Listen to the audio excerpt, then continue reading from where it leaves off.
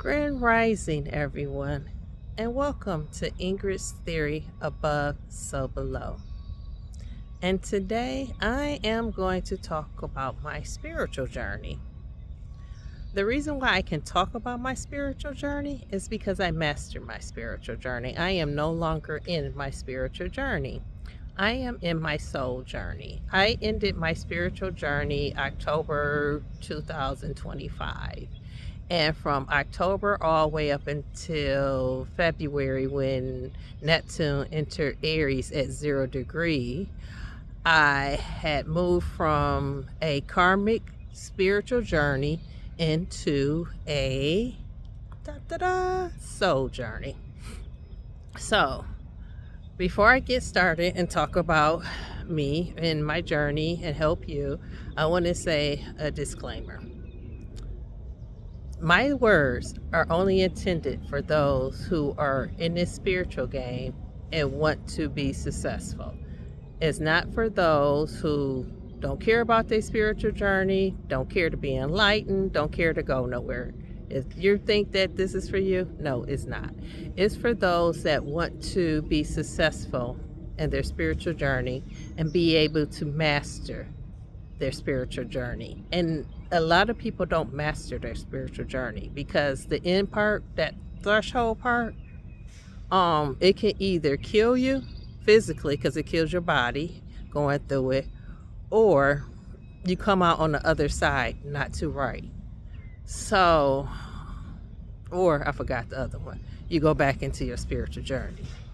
So I want to help those. Now, the things I went through, the things I talk about, that is my journey because it was designed for me, just as your spiritual journey is designed for you.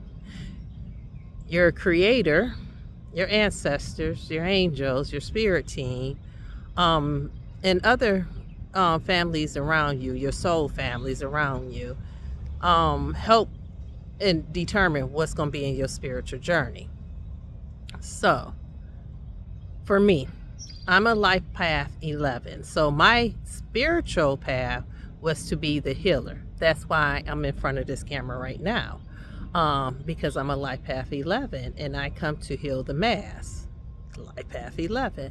Also, a part of me being a life path 11, I have to master my intuition. And I have. Now, is it the best? No. I'm still working on it, but since I'm in a new journey, it operates differently. Now, in my spiritual journey, I mastered it, but since I'm in a new era, a new time, a new vibration, a new frequency, a new beginning, then everything changes. Some of the things about it will stay the same, but how you maneuver it changes according to your experience and where you at. So that's why the first thing, for those that are in a spiritual journey and in this game, figure out where you're at in this spiritual game. For me, I know I signed up to be at the end of my lineage spiritual journey. I didn't know that when it was happening, but now I have the knowledge to preview it. Because I am the end and the beginning for my lineage. So in 2009, I entered a karmic spiritual journey for my mom's side of the family.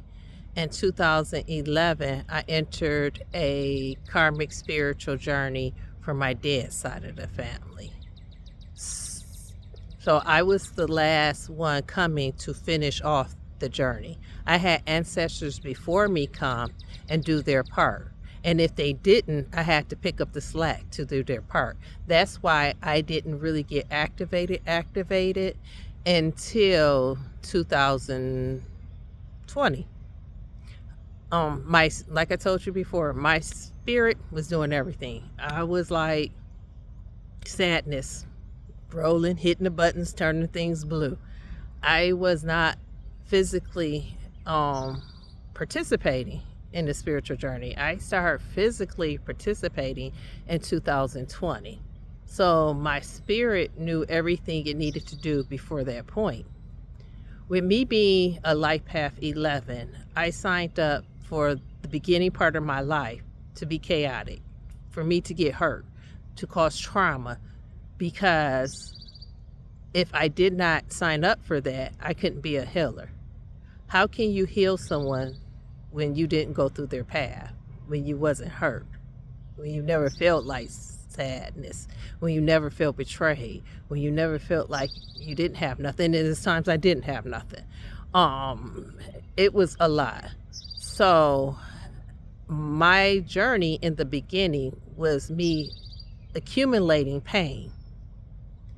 And then in 2020, I woke up and I had to heal. So I had from 2020 to 2025 to heal, which that gave me 5 years from a lifetime of pain.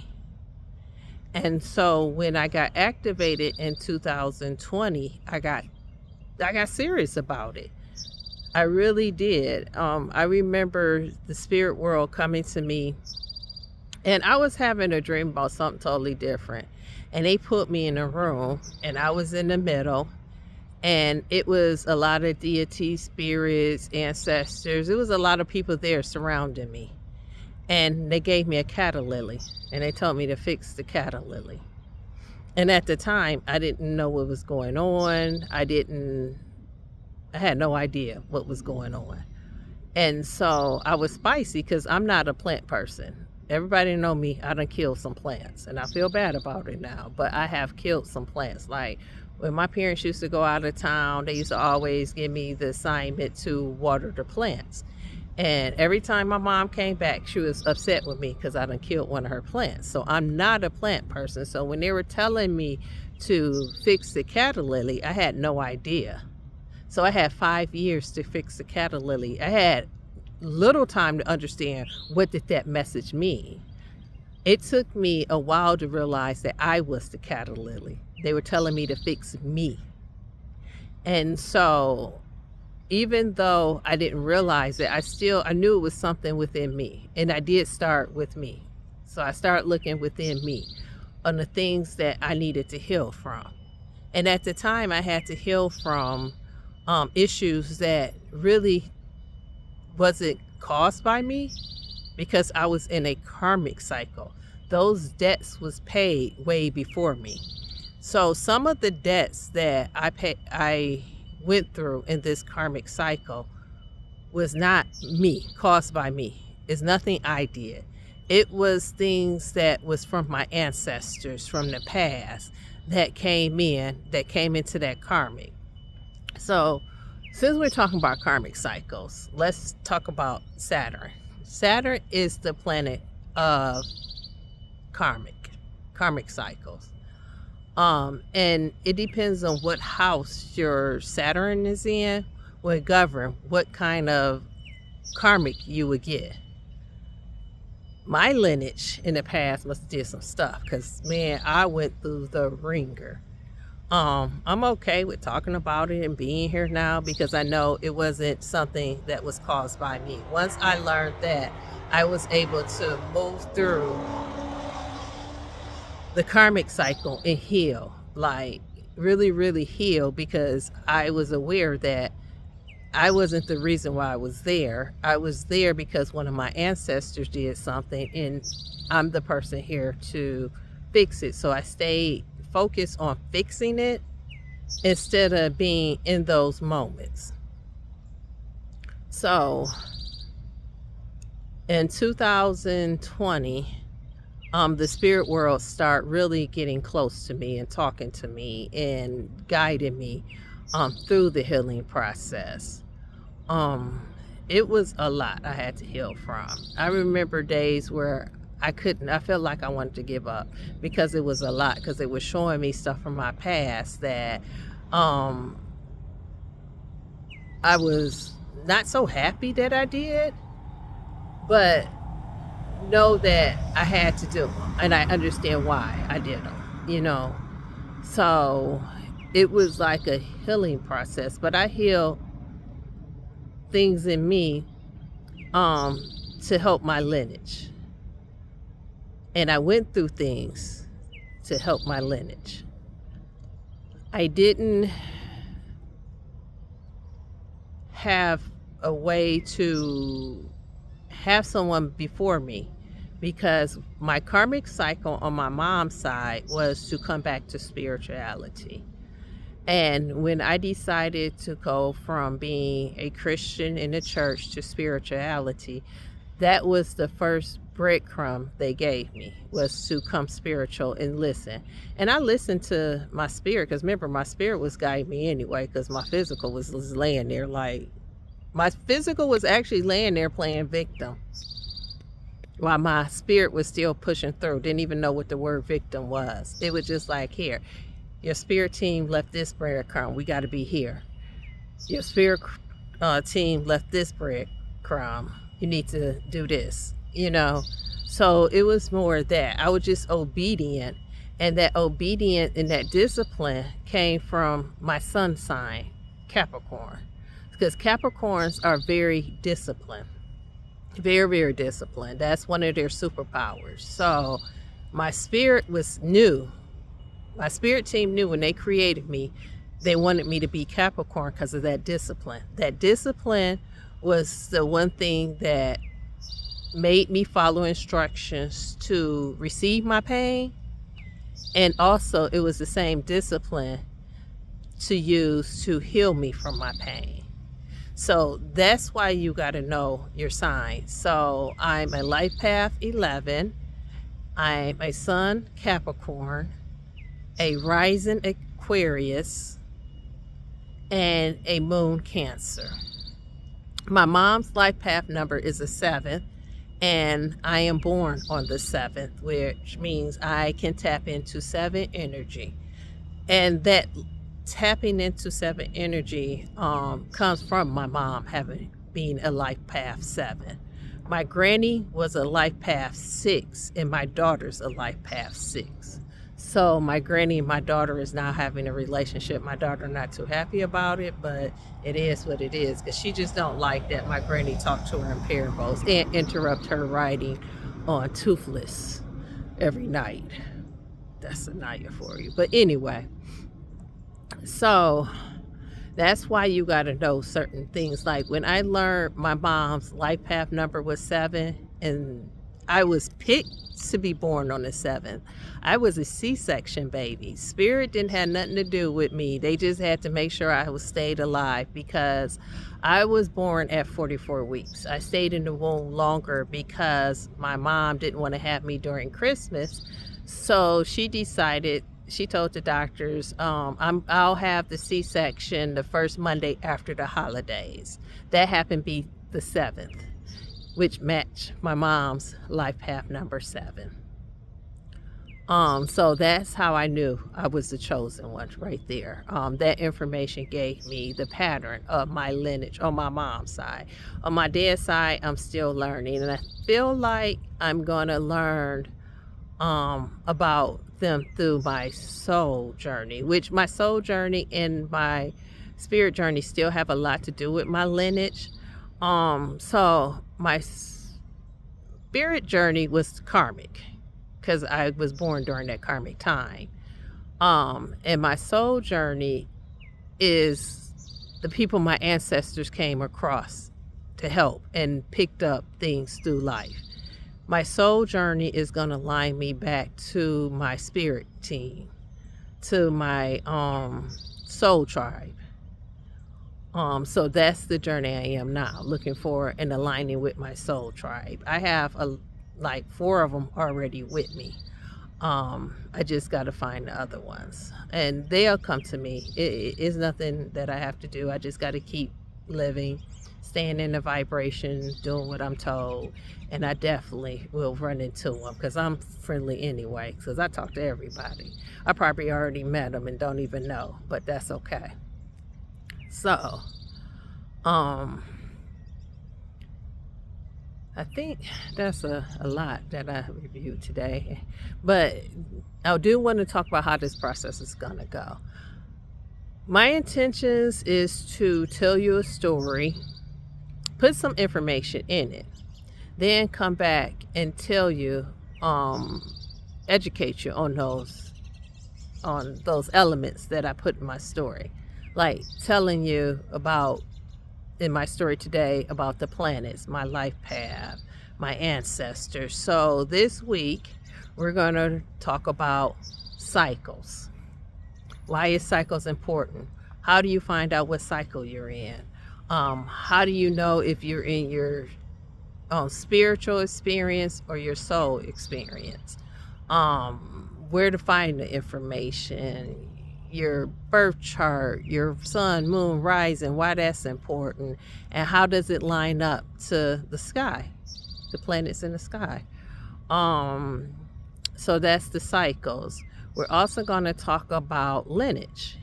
Why is it important to know your lineage? How to go about talking to your lineage. And your lineage is important because your ancestors do talk to you through this. And they have their own language. And like, luckily for me, I knew the history of my ancestors. So for me to figure it out, it was kind of easy because I know if it came something like Bible-ish, I knew it was my granny. Definitely knew it was my granny. And I live with my granny, so I can remember her energy. I remember her energy. I remember her frequency. I remember how she felt in the physical world. So when she comes to me in the spirit world, I know it's her. I even know when it's not her and her physical face looked like her. I had an ancestor come to me that was from the beginning of my lineage. They talked a whole different language.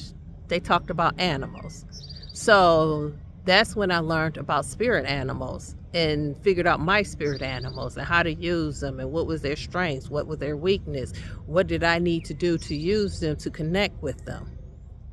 Because that certain ancestor that was talking to me, that was their language.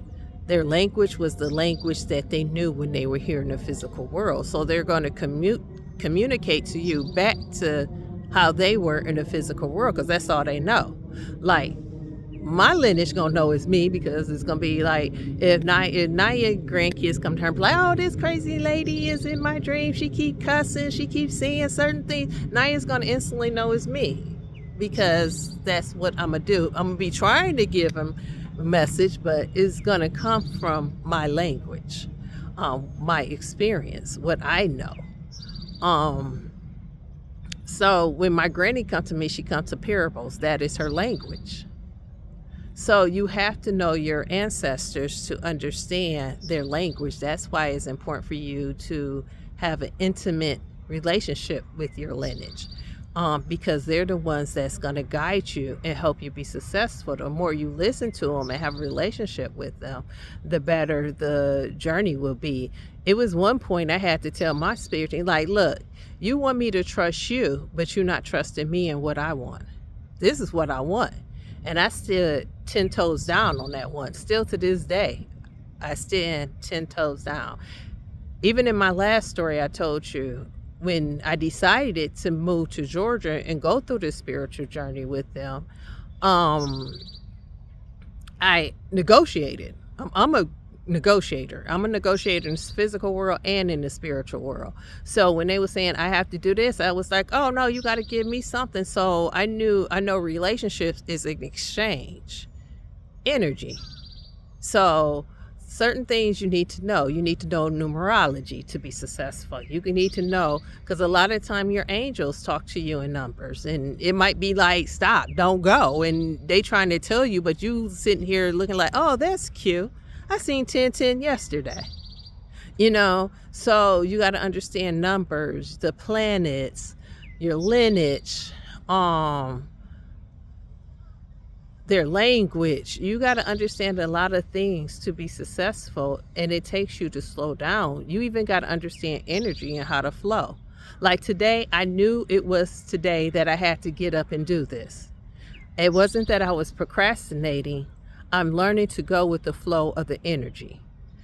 If I do this and the energy is not correct or the right timing, my message is not going to come out like I want it to. It's not going to flow like I want it to. So I had to learn energy. So when I know when to go into energy and not to go into energy, energy is important when you go into war. When you in a spiritual welfare, your superpower is energy, knowing the flow of the energy, knowing when to speak, when not to speak. And that's learning the flow. I stood outside a lot and just learned energy from nature. And now I know the energy runs with numbers and day. So each day we wake up is a number energy for the day. That tells me where I need to be, what I need to do. Do I need to take action? Do I need to take rest? Is it a new beginning or is it something new? So numbers is important. So everything that's important, all the important elements that you need to be successful, I'm going to give you this week. That's what this week is about. So we're getting down to the nitty gritty. We're getting to the base of it to help people be able to be successful in this spirit game. And I'm going to go. I feel like I gave you enough gems, dropped enough breadcrumbs, and seeing where we're going. It's up to you to want to be here. And I can only give you the information. You have to do the work. If you do not do the work, then you're going to repeat the cycles. And then you're going to show your kids how not to do the work, and they're going to repeat the cycles. And then their kids going to. So it's just a bad cycle when you don't do the work. When you do the work, you're realigning your family. Like my daughter now is 10 years old having spiritual awakenings. She's experiencing something that I experienced in my life later in life, in my 40s, in the 40s and 50s. And she's experiencing it at 10. And it was the work I did to reset her, being honest, and her seeing me change and work through it. So that put something in her DNA. I reset her by choosing to be spiritual over church. We don't celebrate Christmas. We don't celebrate Easter. We don't celebrate none of these holidays. We don't even celebrate our birthdays no more. However, if you celebrate Christmas, we're going to celebrate with you because we love you. It's not about what we celebrate and what we believe. It's about the union of coming together. We can't all be different and still come together. So when my friends that celebrate Christmas, I be on and pop. Me and I be all in, and they be looking at us like, you don't celebrate Christmas. No, I don't celebrate Christmas, but you do. And I don't ask nobody to celebrate what I celebrate. It's on you and how your relationship is with me. If you don't want to, that's fine. We don't need you to, because me and I celebrate enough for both of us. Me and I celebrate enough for the whole world. So needing somebody else to celebrate what we celebrate, we good. However, if my friend call and say, I'm having a Christmas party, I'm not going to say, well, I'm spiritual and I don't believe in Christmas. I'm going to tell Nye, come on, we getting ready to get cute and we going to the Christmas party. And we're going to be participating in it because that's how our ancestors did way before all this interruption, before this disturbance. We all was different. We celebrated and we believed in different things, but we came together as one when it came to concerns of the earth, concerns of the sky, that's why a lot of the civilizations back then had the same pyramids and things like that because they came together and celebrated each other. That's why they were thriving back when they were like that. So me and I has the same thing. We don't love you or don't love you because you're not spiritual or you celebrate Easter. If somebody call us today and say, hey, we're having Easter dinner on Sunday, me and I gonna be there. Celebrate Easter, participate in the Easter egg hunt. It's not that we believe in it, but if you believe in it, that's okay. And we still love you. So that's why we do it. But for us in our home, what we celebrate spiritual nature. And we have enough celebrations that we have more celebrations than what's on that calendar that everybody else celebrate. Because we celebrate the moon cycles. We celebrate the seasons, and it's 4 seasons. We celebrate each month. So every 28 days when new moon cycle come in, we celebrating. So It's not that we're not saying that just because you're that way, we're not going to love you, we're not going to understand. And we accept. In our circle, me and Naya is the only one that's spiritual. We still respect other people's wishes. We still respect their religion. We still let them say what they got to say about their religion. Long as if we say something, you don't disrespect us. It's the respect and love. So I gotta go because I'm running into my 30 minutes real quick, and I didn't even think I was gonna be able to do this. But look forward to new information coming out to be able to get deep into all the topics that I talked about. Have a favor and wonderful day. I love you guys.